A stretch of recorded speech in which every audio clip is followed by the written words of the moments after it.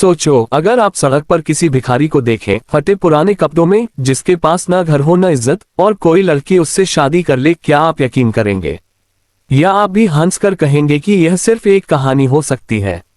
लेकिन रुकिए, क्योंकि आज की कहानी सिर्फ एक अजीब फैसले की नहीं, बल्कि एक ऐसे राज की है जो आखिर में सब कुछ बदल देता है।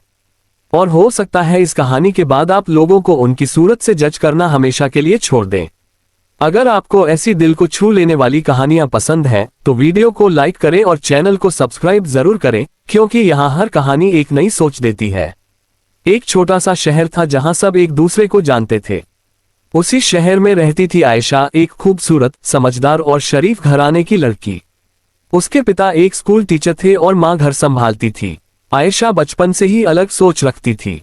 जहां दूसरी लड़कियां सिर्फ अपनी जिंदगी और खुशियों के बारे में सोचती थीं, वहीं आयशा को दूसरों का दर्द महसूस होता था। रोज सुबह जब वह कॉलेज जाती, तो रास्ते में एक भिखारी बैठा होता, दाढ़ी बढ़ी हुई, कपड़े गंदे, आंखों में अजीब सी खामोशी। लोग उसे फकीर बाबा कहते थे। ज्यादातर लोग उसे नजरअंदाज कर देते, कुछ सिक्के दे देते, लेकिन आयशा हर रोज उससे बात करती। वह उसे सिर्फ पैसे नहीं देती थी, बल्कि इज्जत देती थी। एक दिन आयशा ने पूछा, बाबा, आप कब से यहाँ बैठे हैं? फकीर ने हल्की सी मुस्कुराहट के साथ जवाब दिया, बेटा, कुछ लोग वक्त के साथ बदल जाते हैं और कुछ वक्त के साथ गिर जाते हैं। आयशा को उसकी बात समझ नहीं आई, लेकिन उसकी आंखों में एक गहरा दर्द जरूर महसूस हुआ। दिन गुजरते गए, लोग बातें करने लगे कि आयशा रोज एक भिखारी के पास क्यों रुकती है। घर में भी बात पहुंच गई। माँ ने समझाया, बेटा, लोग क्या कहेंगे? आयशा ने सीधा जवाब दिया, लोग तो हमेशा कुछ ना कुछ कहेंगे, लेकिन अगर हम किसी इंसान की मदद न करें सिर्फ इसलिए कि लोग क्या कहेंगे, तो फिर हम इंसान ही क्या हुए। एक दिन अचानक शहर में एक बड़ा रिश्ता आया। अमीर घराना, हैंडसम लड़का, विदेश से पढ़कर आया हुआ। सब खुश थे कि आयशा की जिंदगी बन जाएगी, लेकिन आयशा ने रिश्ता ठुकरा दिया। घर वाले हैरान रह गए। तुमने इतना अच्छा रिश्ता क्यों मना किया? पिता ने गुस्से से पूछा। आयशा ने कुछ देर खामोश रहकर कहा, पापा, मैं शादी करूंगी, लेकिन उस इंसान से जिसे दुनिया नहीं समझती। सब समझ गए कि वह किसकी बात कर रही है, और घर में तूफान आ गया। एक भिखारी से शादी, ये कभी नहीं हो सकता। माँ चिल्ला उठी, लेकिन आयशा अपने फैसले पर कायम रही। उसने कहा, मैं उस इंसान में वह देखती हूँ जो आप सब नहीं देख पा रहे। आखिरकार बहुत बहस के बाद मजबूरी में घर वालों ने उसकी बात मान ली। शहर भर में ये खबर आग की तरह फैल गई। लोग हंस रहे थे, मजाक बना रहे थे कि एक पढ़ी लिखी लड़की ने अपनी जिंदगी बर्बाद कर ली। शादी का दिन आया, साधारण सी शादी हुई।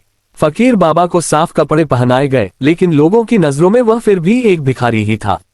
शादी के बाद आयशा उसे अपने घर ले आए। पहली रात जब सब सो गए, तो फकीर बाबा ने आयशा से कहा, क्या तुम वाकई जानती हो कि तुमने क्या किया है?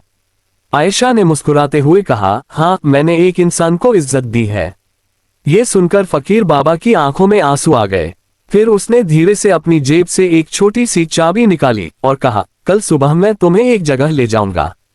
अगले दिन वह दोनों शहर के बाहर एक पुरानी हवेली के पास पहुंचे। फकीर बाबा ने दरवाजा खोला और आयशा हैरान रह गई।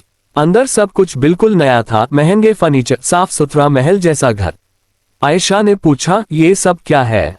फकीर बाबा ने अपनी दाढ़ी हटाए, कपड़े बदले, और एक बिल्कुल अलग इंसान सामने आया, एक शरीफ, अमीर और आत्मविश्वासी आदमी। मैं असलम हूँ, उसने कहा, एक बिजनेसमैन जो लोगों की असलियत देखना चाहता था। मैंने सब कुछ छोड़कर भिखारी बनकर जिंदगी देखी, लोगों का रवैया देखा, हर किसी ने मुझे ठुकराया सिवाय तुम्हारे। आयशा की आंखों में आंसू आ गए, लेकिन ये खुशी के आंसू थे। असलम ने कहा, मैं तुम्हें परख रहा था और तुम उस परीक्षा में सफल हो गई।